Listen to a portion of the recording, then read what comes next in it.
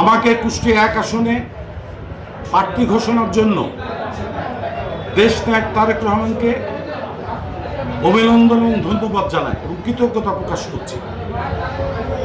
প্রিয় দৌলতপুরবাসী, আপনারা আমরা সবাই বিএনপি একটি পরিবার। পরিবারের মধ্যে কোনো ভেদাভেদ করা যাবে না, কোনো বিশৃঙ্খলা করা যাবে না, কোনো মিছিল অনন্য মিছিল করা যাবে না, কোনো মিষ্টি বিতরণ করা যাবে না। কেউ যদি বিশৃঙ্খল করার চেষ্টা করেন, মিষ্টি বিতরণ করেন, মিছিল করেন, তার বিরুদ্ধে দৌলতপুর থানা বিএনপি কঠোর থেকে কঠোরতম শাস্তির ব্যবস্থা করবে। আমরা যেহেতু সবাই বিএনপি পরিবার, জিয়া পরিবারের মানুষ, তাই তারেক রহমানের নির্দেশই চূড়ান্ত নির্দেশ। ওনার নির্দেশ মিষ্টি খাওয়া যাবে না, ওনার নির্দেশ মিছিল করা যাবে না, ওনার নির্দেশ কোনো বিশৃঙ্খলা করা যাবে না।